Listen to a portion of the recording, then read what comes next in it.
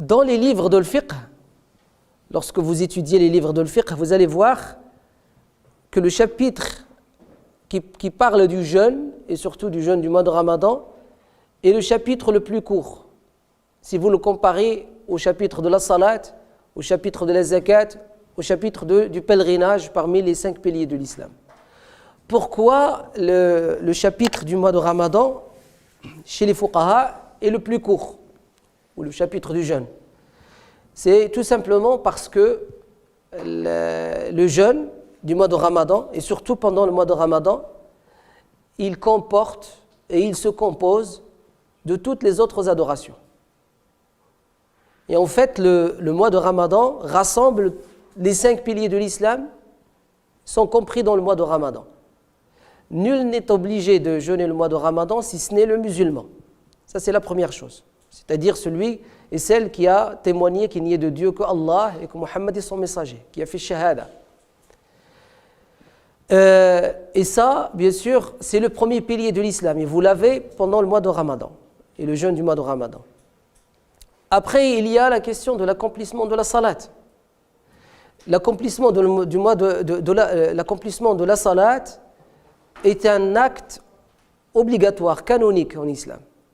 Et durant le mois de Ramadan, nous n'avons pas seulement les prières habituelles, obligatoires, les 5 prières, avec les 12 rak'at surrogatoires que nous avons habituellement hors le mois de Ramadan, on a aussi des prières nocturnes.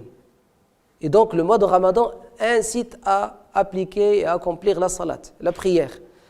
Et même, vous savez très bien, chaque année, pendant le mois de Ramadan, vous avez un grand nombre de musulmans qui sont loin de la prière, qui n'accomplissent pas la prière durant toute l'année, et pendant le mois de Ramadan, ils font la prière. Et ils se rapprochent de la mosquée.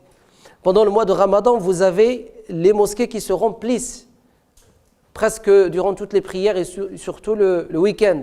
Et encore, pendant la prière du vendredi, pendant le mois de Ramadan, les mosquées sont archi pleines et les gens prient à l'extérieur, même les grandes mosquées qui peuvent supporter jusqu'à 1000 personnes. Cela dépasse un millier de personnes pendant la prière du vendredi. Ça, c'est le deuxième pilier de l'islam et qui se trouve durant le mois de Ramadan vif et donne vie à la communauté musulmane et rassemble la communauté musulmane tout entière.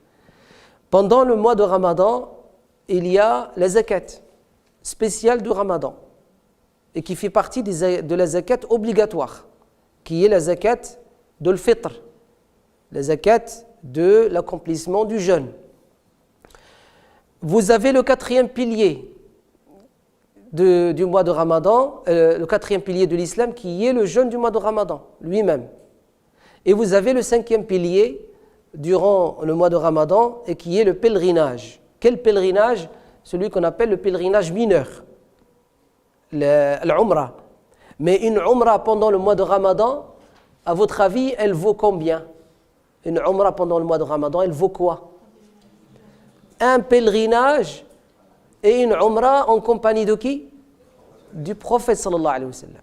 Et donc regardez bien, les 5 piliers de l'islam sont tous et composent tous le mois de Ramadan et l'adoration durant le mois de Ramadan. C'est pour ça que les ulama, quand ils ont écrit sur le mois de Ramadan, ils n'ont écrit que ce qui est spécifique lié au jeûne surtout durant le mois de Ramadan et les prières nocturnes. D'accord? Hormis ça, tout ce qui relève de la prière et qui relève de la zakat elle-même, zakat al-fitr et ainsi de suite, vous le trouverez dans le chapitre de la zakat. Ce qui relève de la prière, il est cité dans le chapitre de la prière. Même la prière de Tarawih, elle est citée dans le chapitre de la prière et non pas dans le chapitre du jeûne du mois de Ramadan.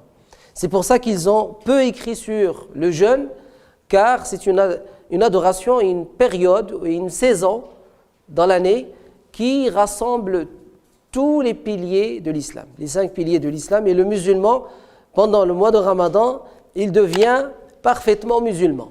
Or, le mois de Ramadan, beaucoup de musulmans, leur islamité n'a pas atteint cette perfection et cet accomplissement que Allah subhanahu wa ta'ala a voulu pour eux.